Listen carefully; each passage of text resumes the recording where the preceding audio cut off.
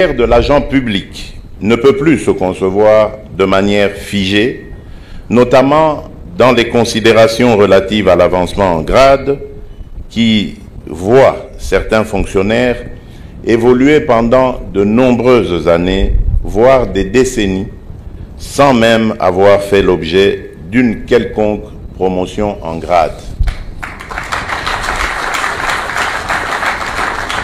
Pour y remédier, particulièrement pour les catégories relevant de ma compétence, je n'ai pas hésité, avec le Premier ministre, de promulguer les actes de nomination de plus de 10 160 agents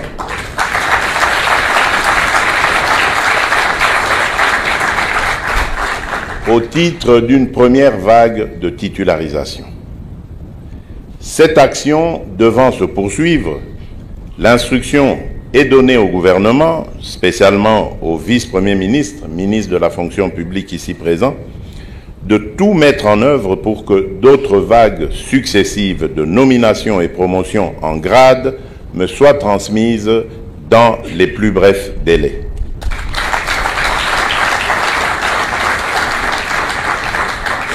La promotion en grade, tout comme le rajeunissement de l'administration publique, étant toujours corollaire à la vacance de poste, j'invite le gouvernement à poursuivre les efforts de mise à la retraite afin d'ouvrir des opportunités de carrière, tant pour les anciens fonctionnaires que pour les jeunes, comme ceux que nous honorons aujourd'hui.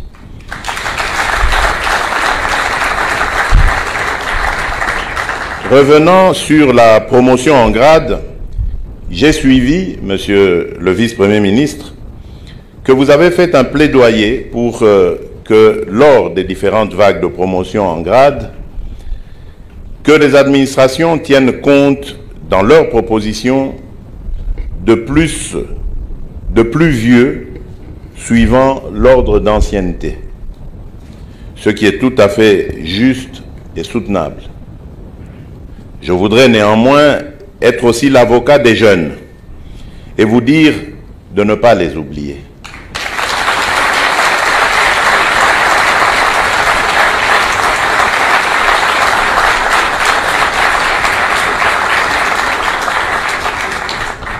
Car l'on peut en effet être jeune et être compétent et capable d'occuper de hautes responsabilités dans l'administration publique.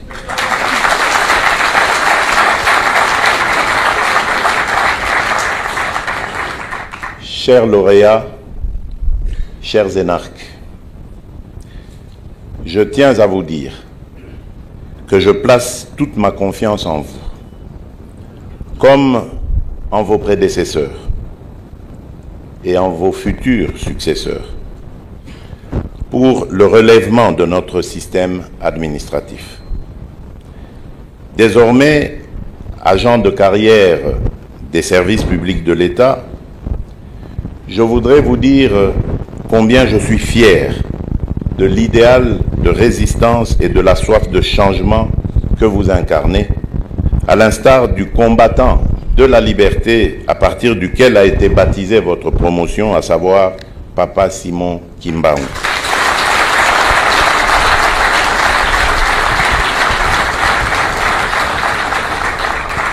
Comme vous le dites si bien dans l'hymne que vous avez exécuté en chœur si parfaitement, c'est à vous d'apporter le vent d'un nouveau commencement.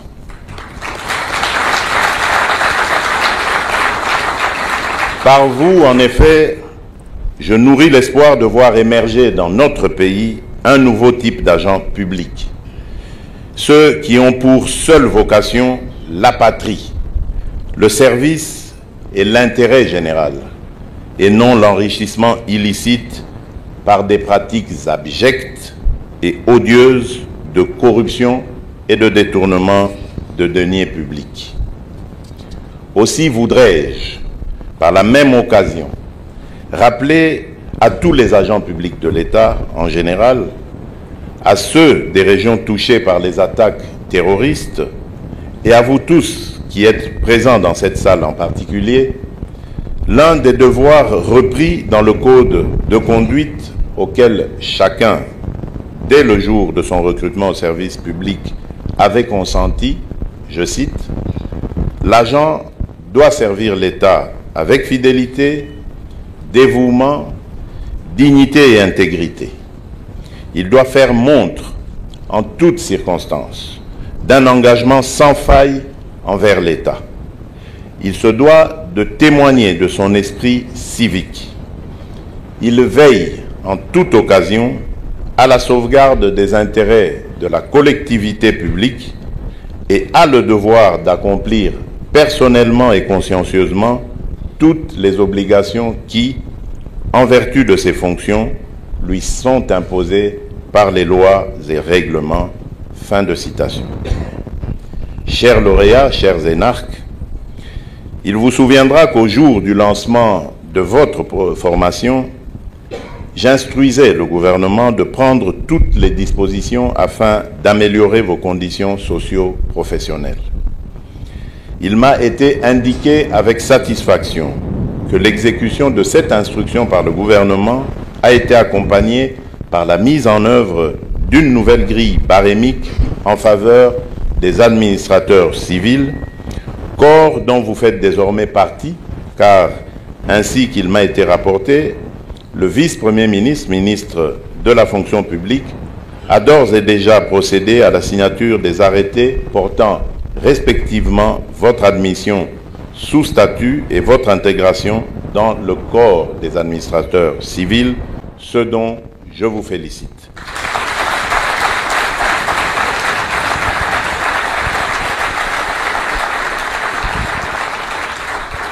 Ceci est une preuve du management de qualité caractérisé par la prévoyance et l'anticipation du gouvernement.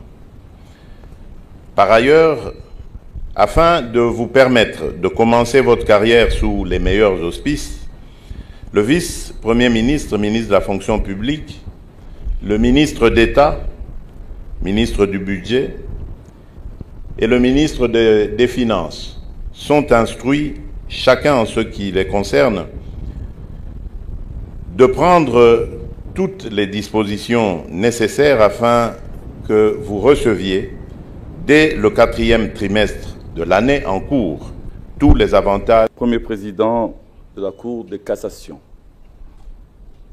honorable président du Sénat, ici représenté, Monsieur le Président de la Cour des comptes, Mesdames et Messieurs les membres du gouvernement, Messieurs les ambassadeurs et chefs de mission diplomatique, Mesdames et Messieurs le secrétaire général de l'administration publique, Mesdames et Messieurs les membres du cabinet du président de la République, Monsieur le directeur général AI de l'ENA, Mesdames et Messieurs, distingués invités en vos titres et qualités, chers énarques et élèves de l'ENA. L'histoire dira un jour son mot, mais ce ne sera pas l'histoire qu'on enseignera à Bruxelles, Washington, Paris ou aux Nations Unies, mais celle qu'on enseignera dans les pays affranchis du colonialisme et de ses fantoches. L'Afrique écrira sa propre histoire et elle sera au nord et au sud du Sahara une histoire de gloire et de dignité.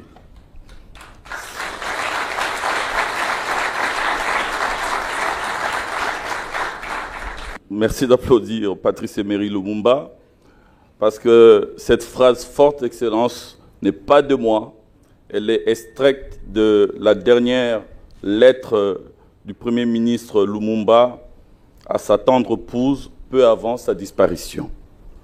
Aujourd'hui, Excellence, en affichant de manière aussi constante et ostensible votre détermination à doter notre pays d'une administration publique digne de ce nom, par l'action ô combien salutaire de placer au cœur des enjeux la question de la formation des hommes et des femmes qui sont appelés à incarner l'autorité de l'État, votre autorité honore Lumumba et permet à la nation congolaise de regarder désormais l'avenir avec un peu plus de confiance. Les caps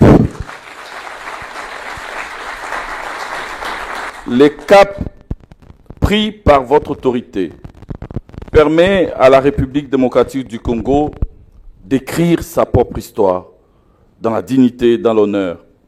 Jamais un président de la République dans notre pays n'est allé aussi loin dans cette détermination à porter si haut la cause des jeunes. Jamais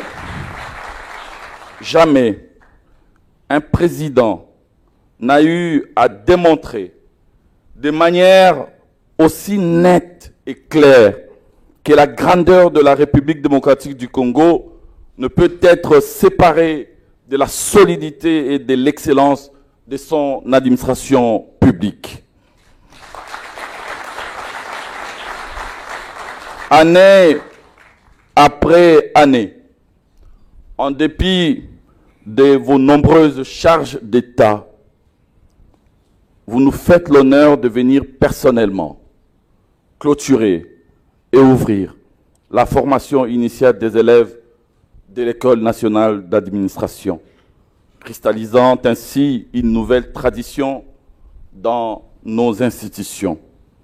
Ceci témoigne de la très haute considération que votre Excellence a envers les agents publics de l'État, les fonctionnaires et l'administration publique, ainsi que votre volonté, qui n'est plus à démontrer, de leur rendre la place centrale qui est la leur dans le fonctionnement de la machine étatique et la marche vers le progrès de notre pays. Pour cet honneur que vous faites à l'administration publique, au nom de tous les fonctionnaires et agents de l'État, permettez-moi, Excellence, de rendre un vibrant hommage à votre volontarisme, à votre patriotisme et à votre leadership éclairé, fait d'humilité et de simplicité, qui est la marque authentique de votre autorité.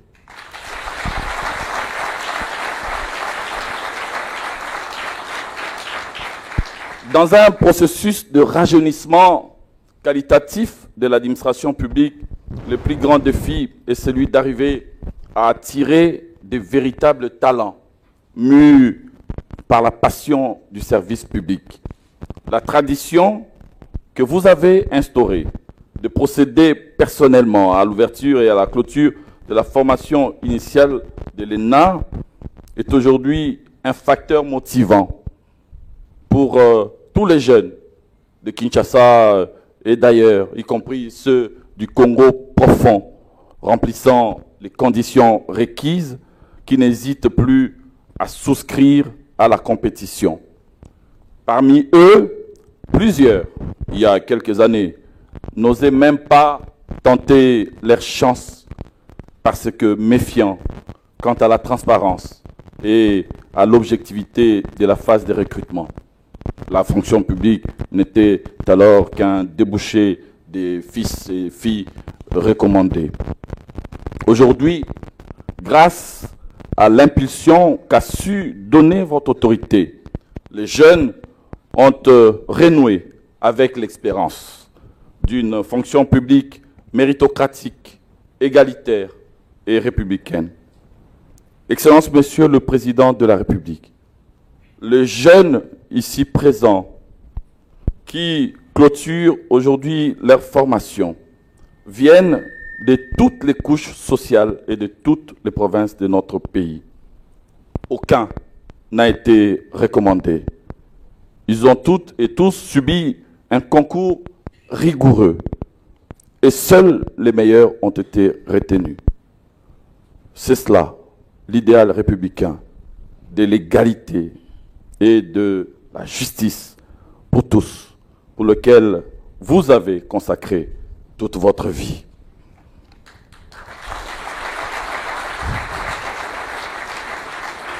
À mon arrivée à la tête de la fonction publique, j'étais abéti, ahuri, effaré de constater que dans le même couloir, abritant le bureau du ministre de la fonction publique, se trouvaient 2 pièces dans lesquelles travaillait dans l'une un expert senior principal, conseiller réforme du ministre de la fonction publique.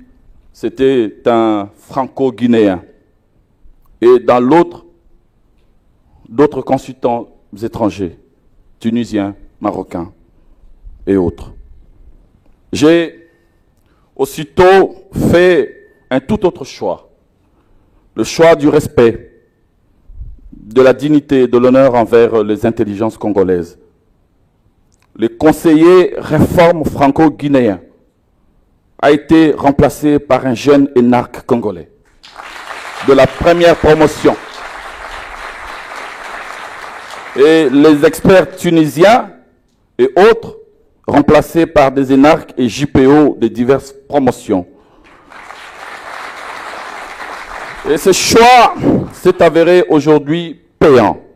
C'est avec les rapports que nous relevons avec un certain succès et une certaine vélocité les défis des réformes au sein de la fonction publique, modification du cadre normatif, nouvelle législation en matière notamment de sécurité sociale des agents publics, et j'en passe. En 8 ans de contrats, les experts étrangers, pour qui nous avons beaucoup de respect, ont permis à l'État congolais de mettre 923 fonctionnaires à la retraite en 8 ans de contrat. Alors qu'avec nos propres experts, en une seule année de travail, nous avons envoyé à la retraite et dans des conditions meilleures plus de 10 000 fonctionnaires.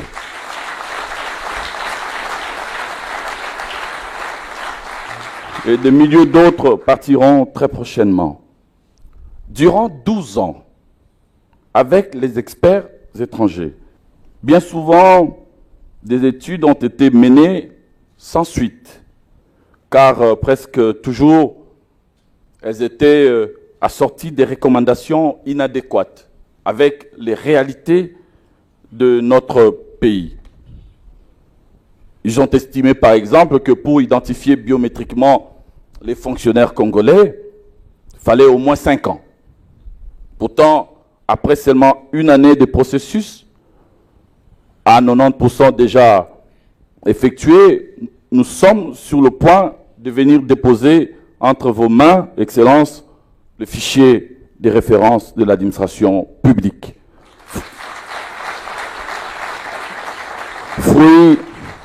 Fruit du travail des jeunes fonctionnaires de la DBDR, la direction de la base des données numériques des agents de l'État et recensement, des jeunes professionnels, des NARC et d'autres qui se sont déployés sur tous les territoires congolais en dépit des conditions parfois difficiles.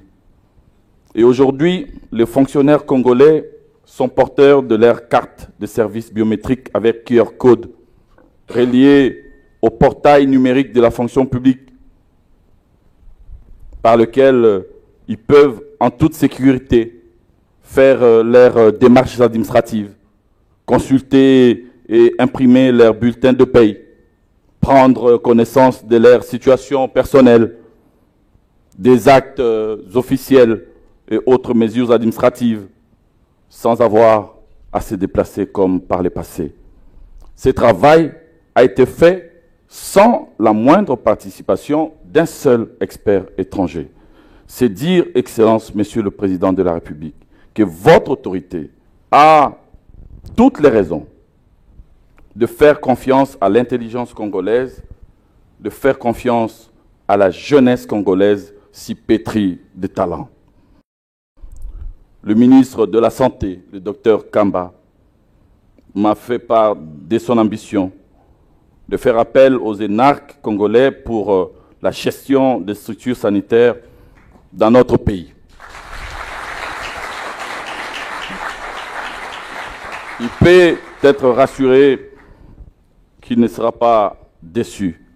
Avec le ministre d'État, ministre du Budget, Aimé Boji Sankara, nous sommes convenus de les utiliser davantage dans les structures techniques du ministère du Budget. Excellence, vous pouvez être rassuré que vous avez là devant vous des personnes dévouées à la cause de la République, engagées à perpétuer les vents du nouveau commencement que vous avez initié. Cette vague vient rejoindre d'autres jeunes qui, avant eux, ont été recrutés par voie compétitive par notre gouvernement, en faveur notamment de l'administration du numérique, de l'inspection générale des finances, de l'inspection générale du travail, la direction générale du trésor et des comptabilités publiques, et prochainement en faveur de l'administration des personnes vivant avec handicap et autres à venir. Excellence, Monsieur le Président de la République, Mesdames et Messieurs, le défi de la formation pour le renforcement des capacités des agents publics de l'État, tant en termes de formation initiale que de formation continue, est énorme dans notre pays. Pour rencontrer efficacement cet impératif, il est important d'accroître les capacités opérationnelles de l'École nationale d'administration afin qu'elle dispose d'un cadre idéal de formation et des moyens nécessaires pour lui permettre de former les ressources humaines qualifiées dans notre pays et dont notre pays a besoin pour sa bonne gouvernance. Nous portons à cet effet l'ambition de doter cet établissement d'un campus digne et moderne, au même moment que nous préconisons de porter quelques réformes sur le curriculum de formation afin de le rendre de plus en plus adéquat aux grands enjeux de notre époque. C'est en collaboration avec les ENA France, l'ENA France, INSP aujourd'hui et l'Institut Egmont de Belgique, avec lesquels nous sommes désormais liés formellement. Autant qu'elle doit accroître sa capacité d'accueil, l'ENA devrait aussi s'ouvrir davantage aux fonctionnaires déjà en activité de service, tant au titre de formation continue que de formation initiale. Chaque année, un nombre précis de possibilités de recrutement dans cette catégorie d'agents sera désormais prévu afin de faciliter le foisonnement des connaissances et des passerelles entre apprenants et briser ainsi le cloisonnement entre les anciens et le nouveau. Nous portons également l'ambition, dans le but bien compris de contribuer au développement socio-économique du pays à partir de la base, conformément à la vision chère à votre autorité, Monsieur le Président de la République, telle que matérialisée dans le cadre du programme PDL 145 territoires. Nous portons l'ambition, disais-je, de rapprocher le plus possible cette école d'excellence au niveau des provinces, à travers la mise en place des écoles régionaux d'administration, les ERA, destinées à la formation des cadres administratifs dans les provinces. Excellence, Monsieur le Président de la République, Mesdames et Messieurs, la sortie d'une promotion de l'École nationale d'administration et le lancement d'une nouvelle est toujours une occasion pour la nation de célébrer l'excellence et l'attachement au service public, mais également un moment de remercier tous les partenaires sociaux, techniques et financiers qui apportent leur soutien indéfectible à la concrétisation de l'ambition de transformation de l'action publique. Je pense ici à la Belgique, à la France, au Maroc, à la Corée, qui nous accompagnent tous les jours pour une capitalisation judicieuse de l'investissement que le gouvernement de la République place dans les ressources humaines et dans la perspective de l'émergence de la RDC à l'horizon 2030, je demande aux responsables des administrations, notamment les secrétaires généraux, les inspecteurs généraux, les directeurs généraux, de réserver un accueil chaleureux ainsi qu'un encadrement adéquat à ces jeunes fonctionnaires lors de leur intégration au sein de leurs services respectifs. À vous, heureux lauréats de ce jour, chers administrateurs civils, vous le savez, pour les possibilités de votre affectation, ainsi que celle de la réaffectation de quelques-uns de vos aînés, nous avons pu mobiliser près de 300 postes au sein des différentes administrations.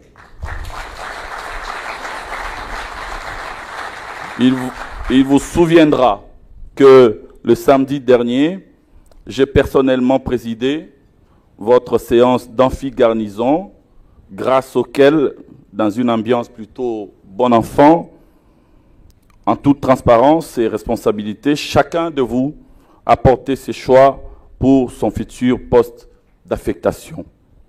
Vous l'aurez noté sans préjudice du pouvoir discrétionnaire, mais reconnu par les dispositions légales. Aujourd'hui, devant les magistrats suprêmes et premiers agents publics de la République, j'annonce d'ores et déjà la signature depuis ce matin en votre faveur des commissions d'affectation par lesquelles vous êtes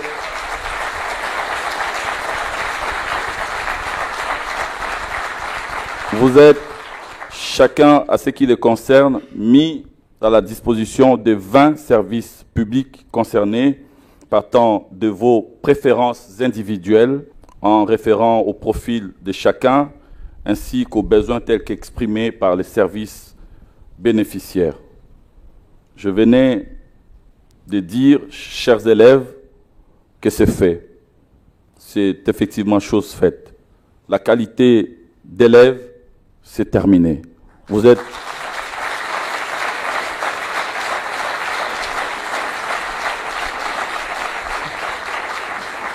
êtes désormais affectés en qualité de fonctionnaires de l'État. Excellences, Monsieur le Président de la République, Mesdames et Messieurs, ils ont échoué parce qu'ils n'ont pas commencé par les rêves, s'exclamait Shakespeare. Moi, je rétorque que nous allons réussir parce que nous sommes porteurs d'un rêve. Le rêve de Félix Antoine Tshisekedi Tshilombo, de bâtir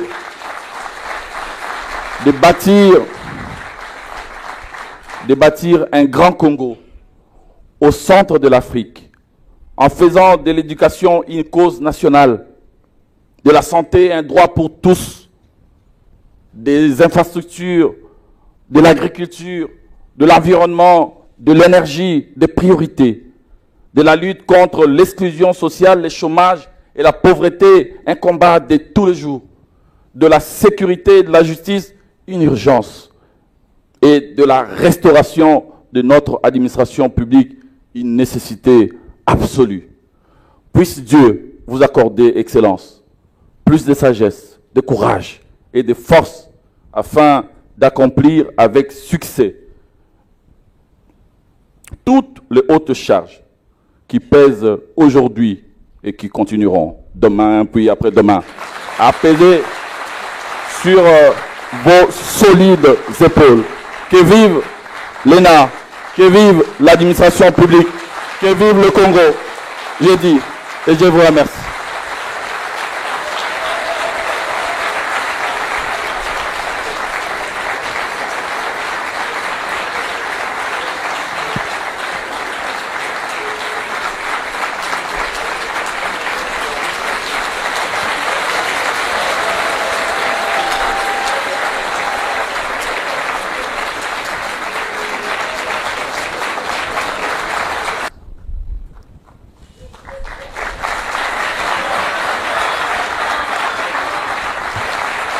Merci. Merci.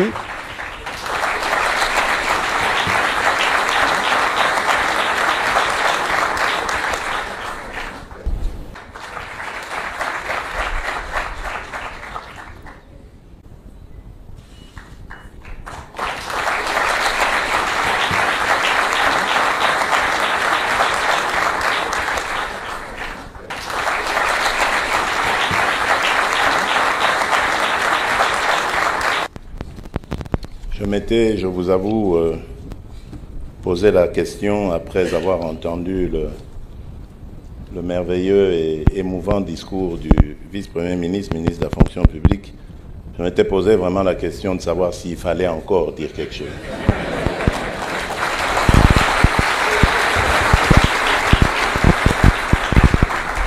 Mais comme le protocole le prévoit, je vais faire un effort.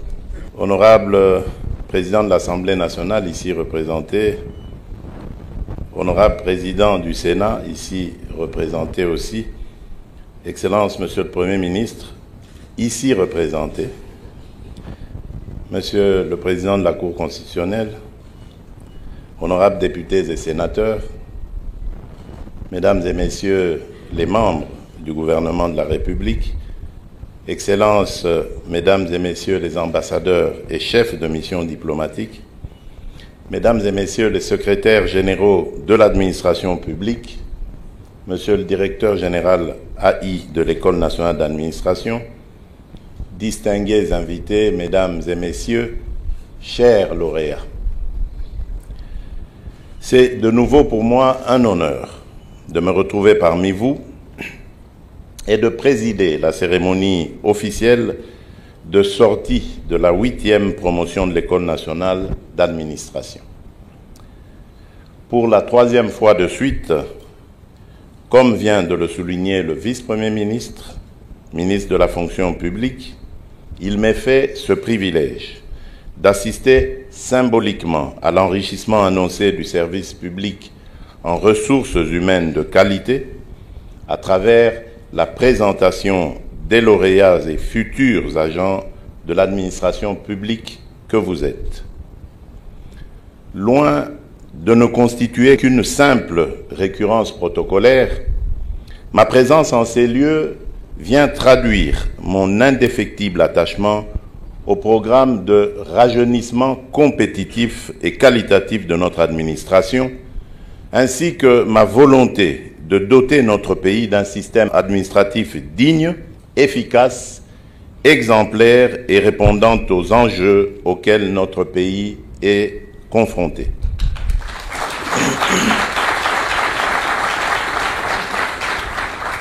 Mesdames et Messieurs, distingués invités, comme vous le savez, tout État a besoin d'hommes et de femmes de qualité, doublés d'intégrité, pour lui permettre de fonctionner normalement et de remplir efficacement les missions lui assignées.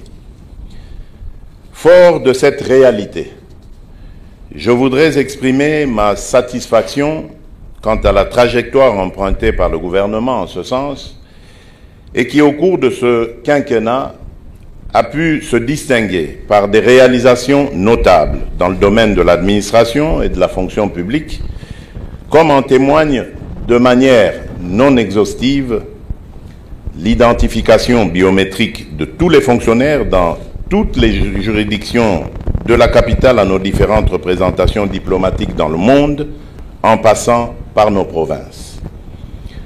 La fixation des cadres organiques en faveur de tous les ministères pour une parfaite maîtrise des effectifs et de la masse salariale, la fluidification de la mise à la retraite et de la mise en œuvre de la réforme du système de sécurité sociale à travers la Caisse nationale de sécurité sociale des agents publics de l'État, le rajeunissement compétitif et qualitatif de l'administration publique par la primauté de la méritocratie sur le clientélisme et la politisation dans le recrutement afin de rendre réelle l'exigence constitutionnelle relative au droit à l'égal accès aux emplois publics.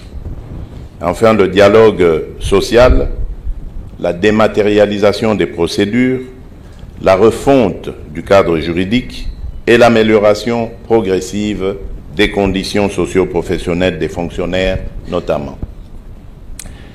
Mesdames et messieurs, distingués invités, mon souhait est que l'élan observé au cours de ce quinquennat dans la mise en œuvre des réformes structurelles par le gouvernement en vue de doter la République d'une administration publique digne des grandes ambitions puisse se perpétuer. Cette cérémonie nous convainc, une fois de plus, du cap franchi et que nous nous engageons de maintenir, celui d'offrir aux Congolaises et aux Congolais un service public de qualité avec des fonctionnaires traités dans la dignité.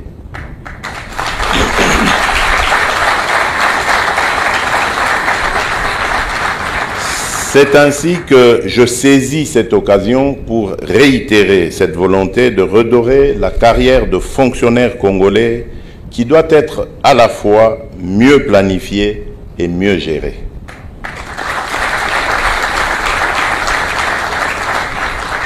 En effet, la carrière de l'agent public ne peut plus se concevoir de manière figée, notamment dans les considérations relatives à l'avancement en grade qui voient certains fonctionnaires évoluer pendant de nombreuses années, voire des décennies, sans même avoir fait l'objet d'une quelconque promotion en grade. Pour y remédier, particulièrement pour les catégories relevant de ma compétence, je n'ai pas hésité, avec le Premier ministre, de promulguer les actes de nomination de plus de 10 160 agents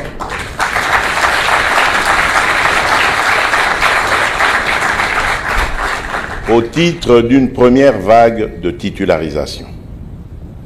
Cette action devant se poursuivre, l'instruction est donnée au gouvernement, spécialement au vice-premier ministre, ministre de la fonction publique ici présent, de tout mettre en œuvre pour que d'autres vagues successives de nominations et promotions en grade me soient transmises dans les plus brefs délais.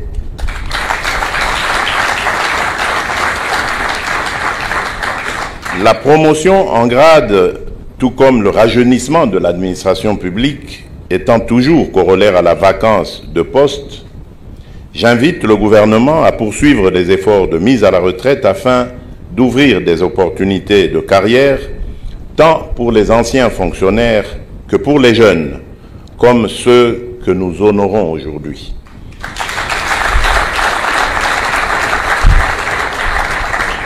Revenant sur la promotion en grade, j'ai suivi, Monsieur le Vice-Premier ministre, que vous avez fait un plaidoyer pour que lors des différentes vagues de promotion en grade, que les administrations tiennent compte dans leurs propositions de plus vieux suivant l'ordre d'ancienneté, ce qui est tout à fait juste et soutenable.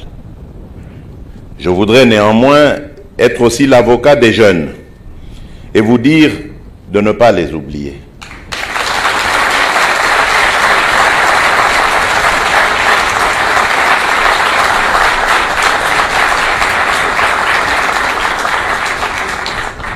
Car l'on peut en effet être jeune et être compétent et capable d'occuper de hautes responsabilités dans l'administration publique.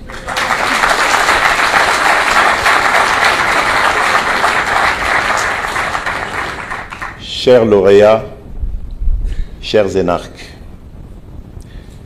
je tiens à vous dire que je place toute ma confiance en vous, comme en vos prédécesseurs et en vos futurs successeurs, pour le relèvement de notre système administratif.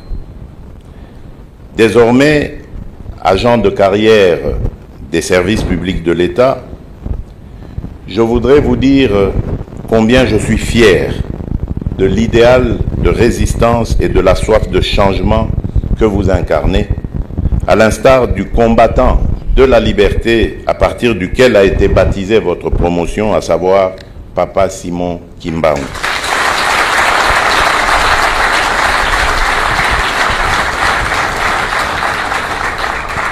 Comme vous le dites si bien dans l'hymne que vous avez exécuté en chœur si parfaitement, c'est à vous d'apporter le vent d'un nouveau commencement.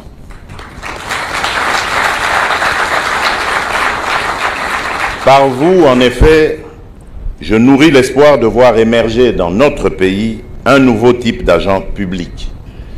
Ceux qui ont pour seule vocation la patrie, le service et l'intérêt général, et non l'enrichissement illicite par des pratiques abjectes et odieuses de corruption et de détournement de deniers publics.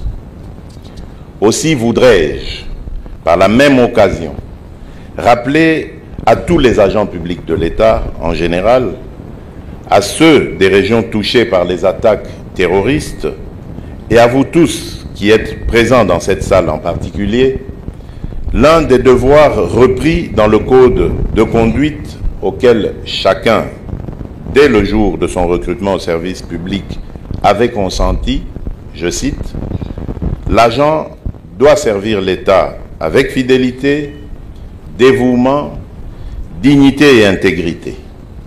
Il doit faire montre, en toutes circonstances, d'un engagement sans faille envers l'État.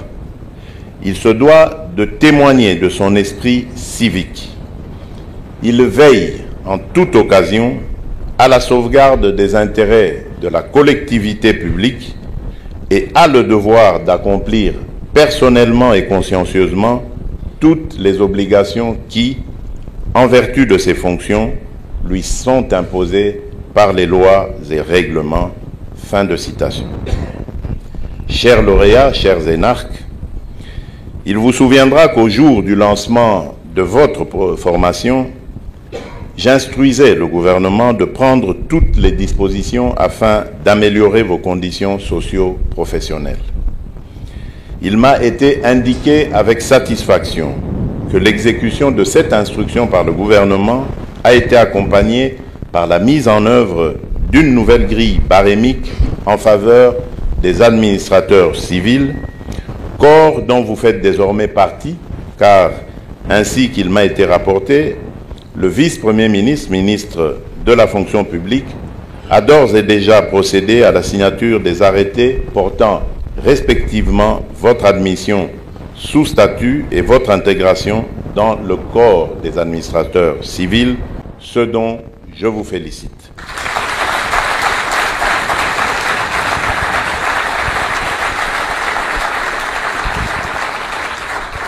Ceci est une preuve du management de qualité caractérisé par la prévoyance et l'anticipation du gouvernement.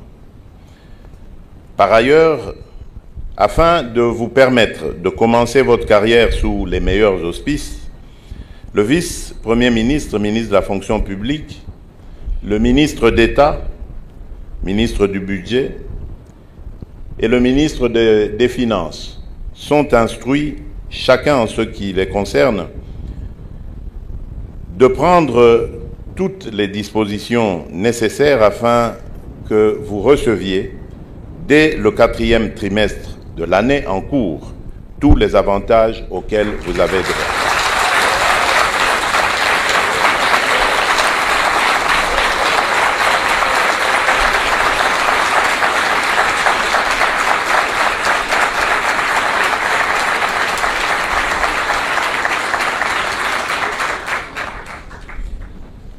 Ces avantages, loin d'être une faveur déméritée, font partie d'une stratégie bien pensée pour inciter les jeunes talents à rejoindre l'administration publique, surtout dans un contexte où notre pays, en compétition dans différents domaines de la vie nationale, se doit de se doter d'une main-d'œuvre qualifiée, rémunérée à sa juste valeur.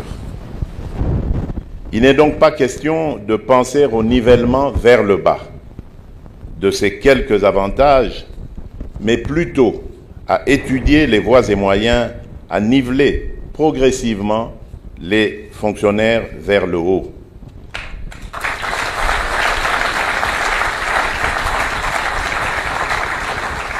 À cet effet, je demande au gouvernement d'accélérer les travaux de l'élaboration d'une nouvelle politique salariale juste, équitable et rationnelle pour tous, devant réduire le plus que possible les disparités flagrantes existantes entre les différentes catégories d'agents de l'État.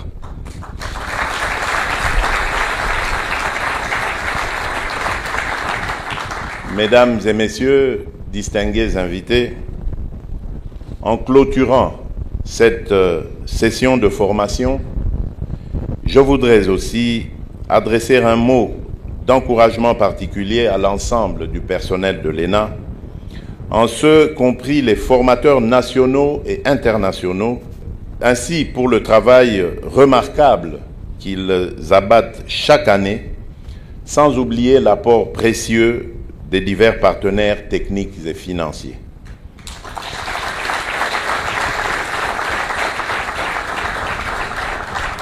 Qu'ils trouvent par ces mots la reconnaissance de toute une nation. J'ai noté avec attention la requête du vice-premier ministre, ministre de la fonction publique, relative au renforcement des capacités opérationnelles de cette prestigieuse école en lui dotant d'un campus moderne à Kinshasa et de ressources supplémentaires nécessaires à son fonctionnement. Ma volonté étant d'impulser le développement de notre pays à partir de la base, j'y souscris pleinement.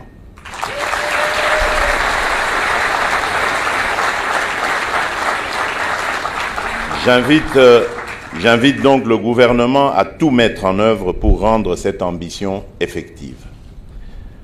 À vous, chers énarques, aujourd'hui administrateurs civils, je vous souhaite une riche carrière.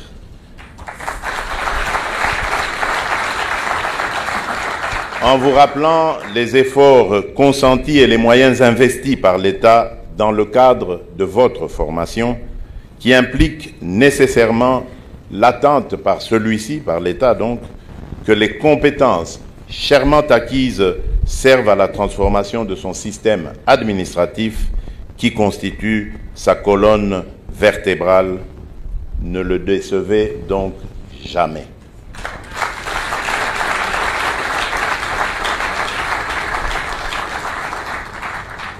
Que vive l'administration publique de notre pays, que Dieu bénisse la République.